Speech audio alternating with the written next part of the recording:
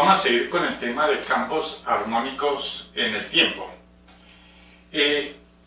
A esto se refiere de campos vectoriales como el campo eléctrico, el campo magnético, que varían en el tiempo de una manera armónica. Una manera armónica significa que la variación de esos campos varían de una manera senoidal o cosenoidal. Y de esa manera que varían, se le puede asociar un fasor, donde un fasor simplemente es un número complejo, es la representación gráfica de un número complejo cuando ese fenómeno físico está oscilando en el tiempo. Todo esto puede ser un truco para distraer nuestra atención. ¡Santa artimaña! Eso es un fasor, es la representación gráfica de un número complejo de una oscilación de un fenómeno físico. En este caso, nuestro fenómeno físico va a ser los campos vectoriales como un campo eléctrico, un campo magnético. Entonces, vamos a representar gráficamente un campo vectorial que varíe armónicamente bajo el número complejo, o sea, bajo una variable compleja llamada fasor. ¿Por qué utilizamos ese método? Porque ese método matemático es muy fácil para manipular funciones que varían en el tiempo de una manera armónica.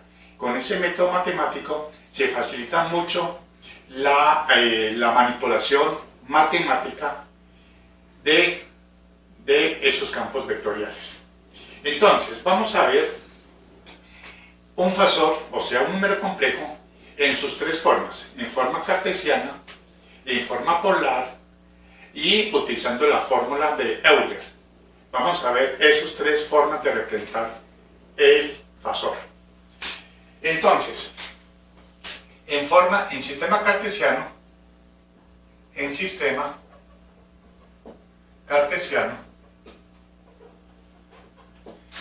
vamos a hacer la gráfica de un número complejo. Sabemos, o usted ya sabe, que un número complejo tiene una parte real y una parte imaginaria. Supongamos que este segmento representa... ¡Basta de garabatos, Sorate! ¡Hay una vida en riesgo! Un número complejo y su magnitud de ese vector es R. Y en sus coordenadas cartesianas, este es X y este es Y, entonces ya saben ustedes que la parte real es esta de acá. O sea, este X. Esa es la parte real y el eje Y es la parte imaginaria, Y. De tal manera que este R, este número complejo Z, que vamos a llamarlo Z, se puede representar como X más Y en dirección J. No cabe duda que es un estúpido. Parte real, parte imaginaria. Vamos a llamar como J,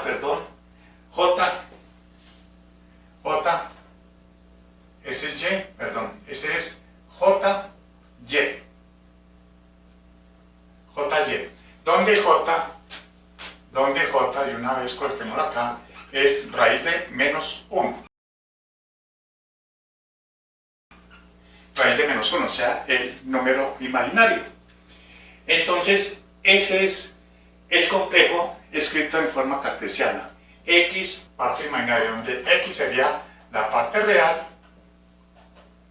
y Y, la parte imaginaria. O sea que aquí podemos llamarlo como I sub M, imaginaria, y esta sería la parte real. Esta es la representación esquemática, y más así en coordenadas cartesianas de un número complejo. Ahora, podemos representar este ángulo y acá vamos a llamar que es el ángulo θ. El ángulo formado entre Z con respecto a la parte real, al eje X. Entonces, podemos decir que X es igual, esta parte real es igual a la magnitud R por el coseno de θ. Y Y es igual a R por el seno de θ. Entonces podemos llevarlo en términos del ángulo como Z igual a R coseno de teta más JR seno de teta, donde J es el número imaginario. Lo podemos llamar de esa manera, en términos del ángulo. Eso sería en coordenadas cartesianas. Ahora, resulta que este número complejo, por eso a veces un fasor simplemente es un número complejo que se toma con un vector que rota. ¿Por qué? Porque este vector, al estar rotando, si lo proyectáramos sobre este sistema compuesto por y por un tiempo t, entonces observen que este vector, al estar rotando y al ir colocando acá la forma de la variación de esta rotación, aquí se va escribiendo un movimiento, una función senoidal o cosenoidal. Por eso es que efectivamente un movimiento armónico, una solución armónica, se representa por medio de un número complejo. Veamos cómo. Supongamos que en este instante el vector se encuentra acá, entonces lo proyectamos acá. Sigue acá, lo proyectamos acá. Sigue acá y llega hasta este punto, lo proyectamos en este punto. Luego, empieza a seguir acá, lo proyectamos acá y va en este punto. Sigue acá, lo proyectamos acá y sigue este punto. Si ustedes habrán notado, a medida que este vector está girando, esta proyección acá va haciendo esto. Como pueden ver, va describiendo una función senoidal o cosenoidal a medida que este vector o este número complejo va rotando. Por lo tanto, vamos a suponer que este ángulo θ está variando en el tiempo, y observen, está variando en el tiempo. Entonces, si θ varía en el tiempo, miren que este vector complejo, que es lo que se llama fasor, está girando. Por lo tanto, está experimentando un movimiento circular uniforme. Y el ángulo θ lo podemos llamar como omega t. Eso si en t igual a 0, el vector se encuentra acá y lo graficamos acá. Cuando empieza a girar, observen, empieza a subir acá. Pero si analicemos eso, coloquémosle un ángulo de más, un ángulo phi. Ese ángulo phi se llama el ángulo de fase inicial, porque puede ser que cuando empecemos a describir el movimiento, ya contabilizamos el tiempo en t igual a 0 cuando se encuentra acá, o sea, un ángulo phi. Cuando se encuentra acá, en t igual a 0, la oscilación comienza acá. Entonces ya tenemos un ángulo phi de fase, o sea, el ángulo de fase inicial para t igual a 0. Pero si empezamos a analizar el movimiento para t igual a 0 y el vector se encuentra en 0, entonces nos quedaría t igual a omega t. Porque cuando t igual a 0, cuando comienza el movimiento, el ángulo θ vale ser 0, acá. Y cuando empieza a transcurrir el tiempo, empieza a describir el movimiento senoidal o cosenoidal a partir de 0. Pero en general puede ocurrir que cuando se comienza el movimiento en t igual a 0, ya el vector se encuentra acá con un ángulo inicial de ángulo phi. Por eso estoy colocando este ángulo phi como el ángulo de fase inicial. Voy a colocarlo acá, ángulo de fase inicial. Por lo tanto,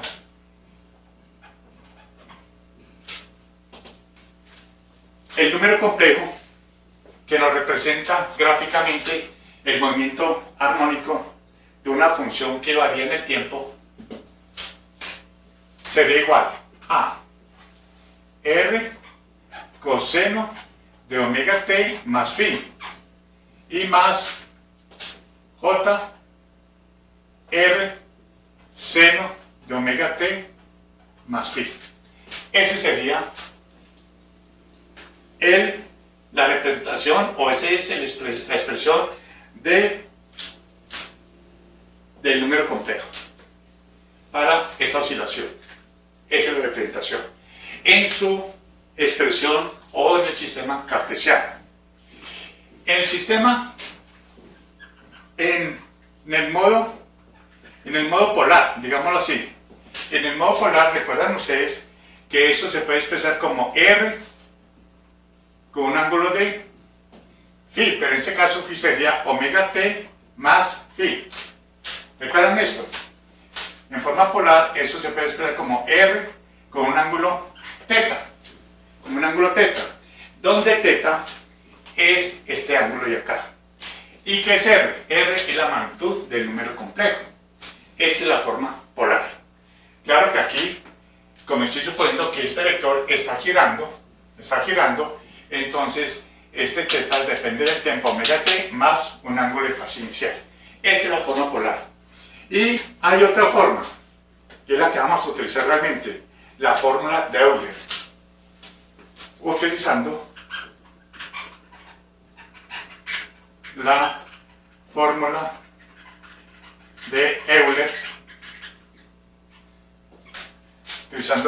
de Euler, vemos que z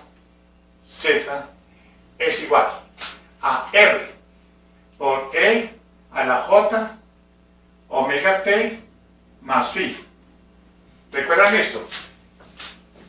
La fórmula de Euler dice z es igual a la magnitud por E a la J, digámoslo, J teta. Donde esto, la fórmula de Euler, esta expresión significa R por coseno de teta más R más JR más JR más J, el número imaginario, R seno de teta. Esa es la fórmula de Euler.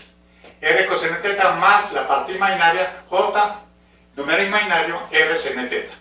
Pero como teta es omega t más phi, entonces esto nos quedaría z igual a R, que multiplica E a la J omega t más, por E a la J phi. Y a la J phi. Donde J, recuerden, J aquí es el número imaginario. Esta es la fórmula de Euler.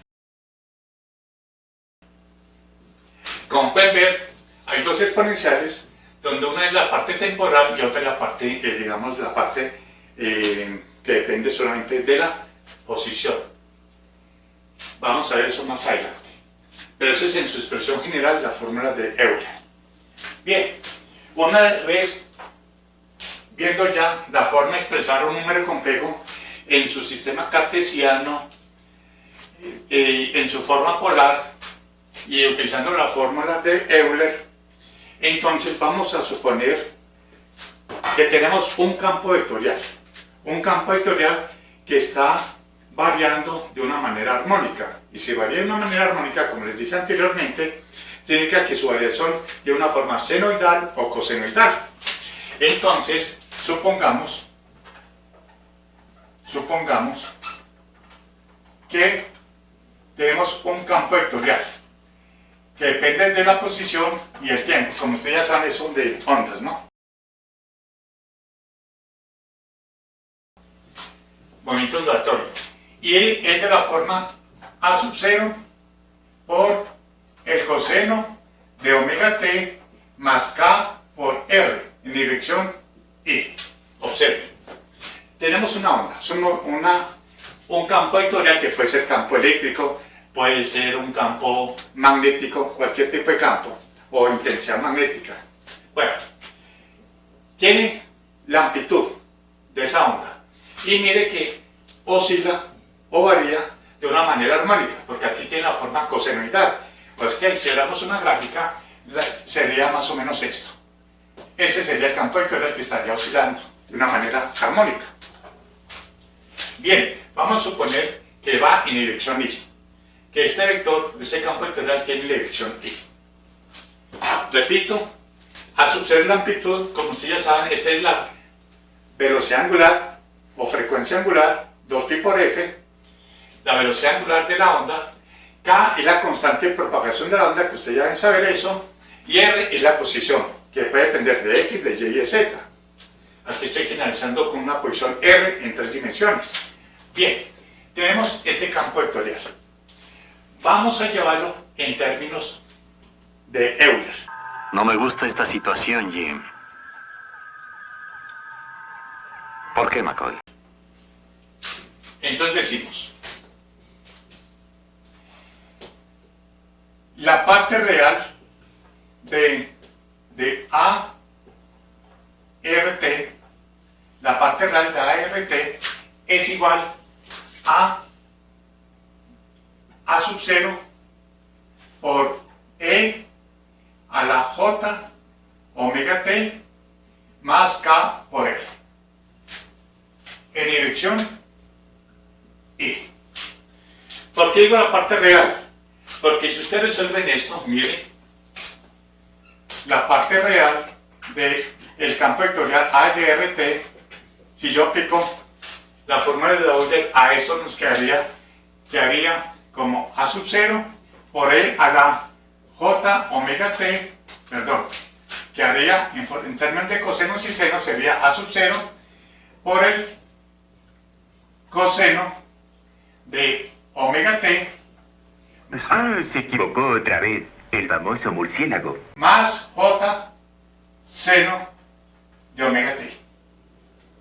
Claro, omega t más K por R más J seno de omega t más K por R. Entonces, digo la parte real, simplemente estoy indicando que solamente cojo la parte real, no la parte imaginaria. Eso es lo que significa. Entonces, esto, al resolver esta parte de acá, al decir la parte real, es porque estoy cogiendo esa partita de acá, y esta partecita de acá es el campo vectorial que estoy analizando. Bien, eso es lo que significa esto, la parte real. Porque tenemos acá, que aquí está la parte, ¿dónde está? La parte real y la parte imaginaria. Coloco esta R que significa la parte real de este campo vectorial y coloco la forma de Euler. Al resolver la forma de Euler me da esta expresión, parte real, parte imaginaria. Por eso estoy colocando aquí la parte real y estoy indicando solamente a esto coger la parte real, y la parte real coincide con el campo vectorial que estoy analizando. Es eso. Bien, resolvamos esto. Entonces tenemos que A de RT es igual a sub 0 por E a la J omega t por E a la J K por R. K por R. E a la J omega t por E a la J K por R. Repito, estoy tomando la parte real. Se entiende que estoy tomando la parte real. Entonces observen, bueno, en dirección I. Como pueden ver, el campo vectorial armónico lo estoy llevando en donde A sub 0 es la amplitud de esa onda. Lo estoy llevando en términos de dos componentes, factores componentes. La componente temporal, E a la J omega t, y la componente espacial, porque depende de K por R. De K por R. Por lo tanto, definiendo la parte fasorial, definiendo el fasor como A su S de R. ¿Por qué depende de R? Porque la parte espacial sería el fasor, o sea, E a la J, K por R en dirección I. Esa sería la parte fasorial de la onda. ¿Cuál? La parte espacial. Y tenemos la parte temporal. Entonces, este es el fasor de ese campo vectorial. El fasor del campo vectorial es la parte espacial de ese campo, de esa onda que está variando en el tiempo.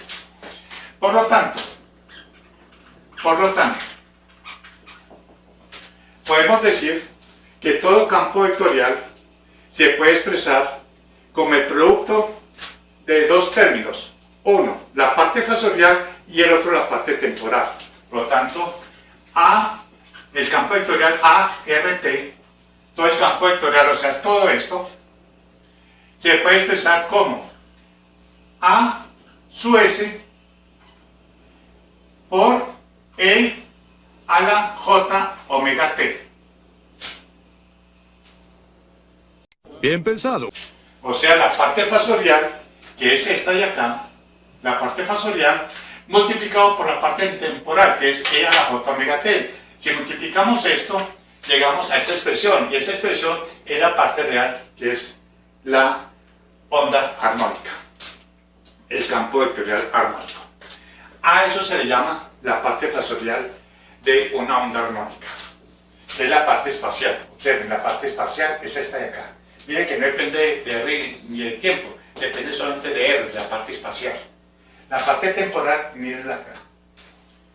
Bien, entonces, tengan en cuenta esta expresión, de que todo campo vectorial, ya sea un campo eléctrico, un campo magnético, la densidad de corriente, que sea armónico, es decir, que esté variando de una forma senoidal o cosenoidal, que se pueda expresar bajo esta forma de una función seno-coseno, que es una función armónica, entonces siempre la podemos expresar en términos de una parte fasorial y una parte temporal, de esa manera. Y teniendo esto expresado de esta manera, se van a dar cuenta ustedes que la manipulación matemática de estos campos en forma fasorial se simplifica demasiado. Es muy fácil. Tanta artimaña. Utilizando la parte fasorial, o sea, convertir esto en su componente fasorial. Con esto damos por terminado el capítulo de campos variables en el tiempo. Y el siguiente capítulo, que es el último, creo que es, bueno, no me acuerdo el número. El 10, creo que es el 10, el capítulo 10, el último, que es ondas electromagnéticas o propagación de ondas electromagnéticas. Vamos a utilizar mucho este concepto, porque vamos a manipular campos electromagnéticos variables en el tiempo y de una manera armónica. Entonces, para manipular y resolver ecuaciones con esos campos, lo mejor es llevarlos a esta manera, y se van a dar cuenta ustedes lo relativamente fácil y sencillo que es manipular de esta manera esos tipos de campos.